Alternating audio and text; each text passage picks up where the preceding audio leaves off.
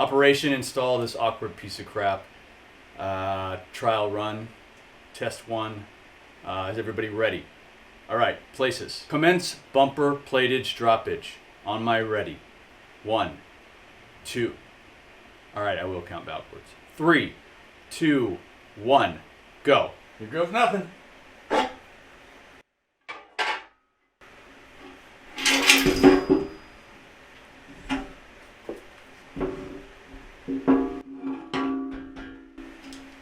Oh God!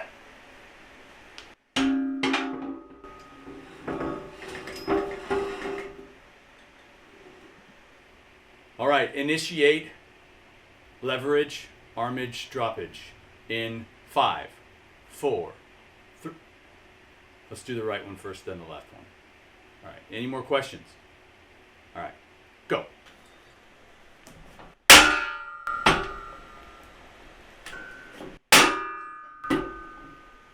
All right, boys, we don't know how long that cable's gonna hold. Pin it quickly, pin it. Oh yeah.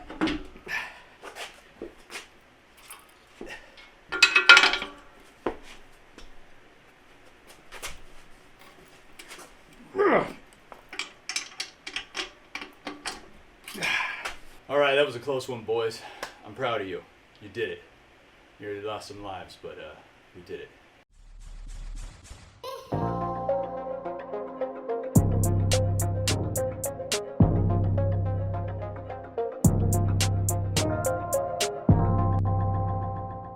What's up, everybody? Aaron here, Curls on the Rack, back again with another video review.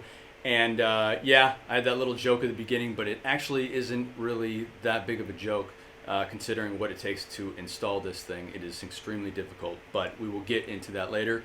Today, we're going to be doing a review on the leg press, the lever arm attached leg press from Titan Fitness.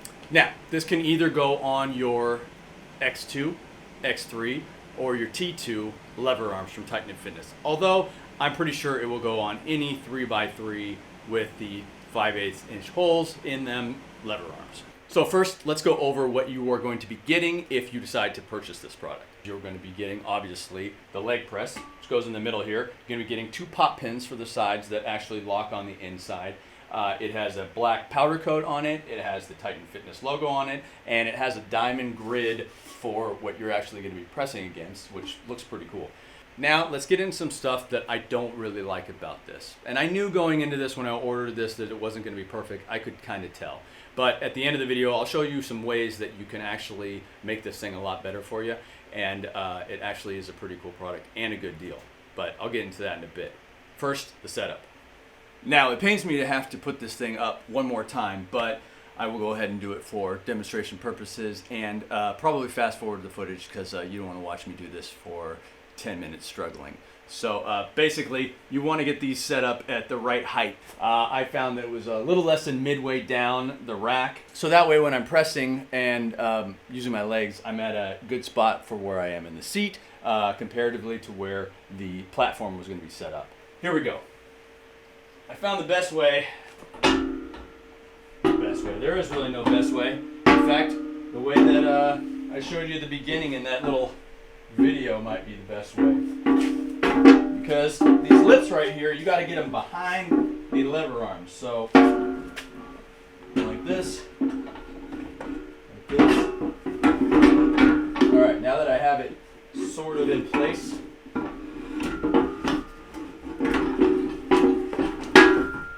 can wedge it on your legs. Make sure you have your pop pins close by. And you got to do one side, but you got to be able to hold the other side.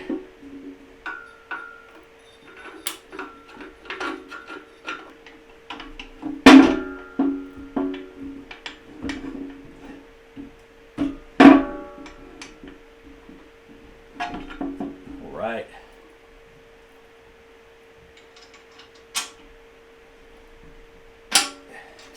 Ideally, on leg day, you better get a partner over here. Just for the fact that you're going to need this setup. So you get one side on, and you go over to the other side. Mine, I have to kind of squeeze in order to get the latch totally secure and in place, and so they're locked in.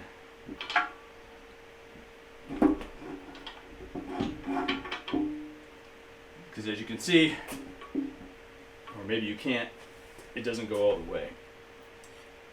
But if you squeeze it in tight enough, you can get it pinned. Alright, now that I have my plates on, and I have removed the handles from the trolley arms, you don't have to do that, but I wanted to get a little bit lower on here, and since I don't really need them in order to use the leg press portion of it, that's why they're not on. Also, I am going to be pressing in jeans, but these are no ordinary jeans. These are sweatpant jeans. I bought quite a few of these, and I'm thinking about doing a comparison video because a bunch of different companies make these, and so let me know in the comment section if you guys want to see something all about that. That way you can wear jeans all day to work and in the gym. Anyways, getting into position. Normally, commercial gym, leg press machine, you don't get into position like this. You're more extended, and then you kind of give a little push, unlock the weight so it can go down at an angle on you, and then you can press again. With these ones, you got to get into position almost at the bottom of the movement, okay? And then when you press, but then the weight is all on your toes at this angle. It's not in the middle of the foot, it's not in the heels, it's on the toes. It does feel good and stretches on the hamstrings a little bit, but not ideal if you're going to be wanting to work on a leg press machine. There is a fix for this though, by using spotter arms, and I'll show you that in a minute. But this is basically what you are going to be getting. You are all on your toes, and it's just not perfect. You almost want to be underneath this thing, and I'll show you what that looks like with spotter arms. Okay, so by utilizing some spotter arms, you're able to get the angle out a little bit farther, so you're pressing more in an upward angle. And this is what that looks like. It's still not perfect, seeing as you have to get up into position at the bottom portion of the lift. I would almost put my toes over this bar a little bit, and then you can press, which still goes a little bit onto the toes, and you'll have to bend your foot a tiny bit, but it's definitely better than it was from using it flush. Now, I'm also going to have a fix coming out pretty soon, so if you follow me on Instagram, I'll have that out shortly on where you can actually have this thing locked out, and then once you start doing your movement, it will fall away. So you'll be able to start at the fully extended position, so be on the lookout for that. There's also one more option that I would suggest if you were going to be using these, and that's to do them from the floor. So by doing them from the floor, you actually can get the most of that upward angle. You're not locked in it coming out and then up, only slightly. Now, I will say this, you definitely are going to want to have some little bumpers to protect, number one, the lever arms, but also your spotter arms, because it's going to dig in there. If you don't care about scratching up your stuff, though, then I guess you don't need that, but just little tiny bumpers here, you'll be good to go.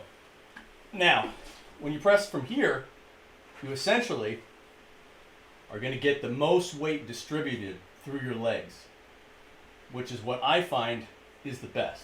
It's not comfortable on your floor. You can always put a pad underneath you, but this is what I think actually mimics the leg press machine at the gym the best.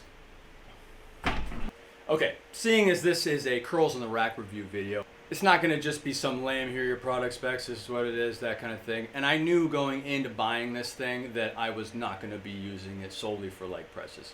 That's cool, but I had a few ideas, and I'll go ahead and share them with you now. Now, the first usage or exercise that I knew I was going to be using this for when I got it, other than doing the leg press, is the box squat.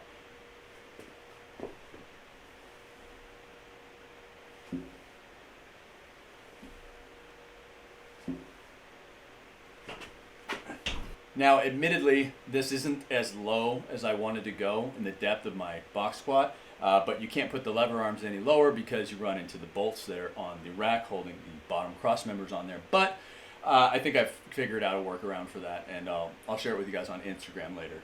All right, second one.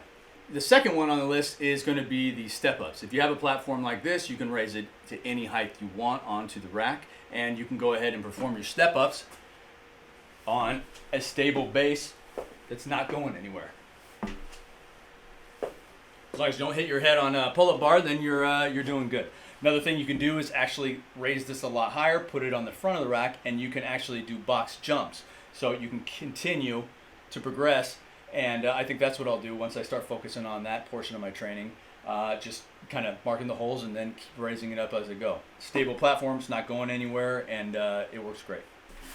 Another exercise that this thing works pretty well for is the seal row. Now, the platform is a little bit abrasive, so you can always put like a piece of foam or a pad, whatever you have, ab mat on here to protect your legs, but it works really well.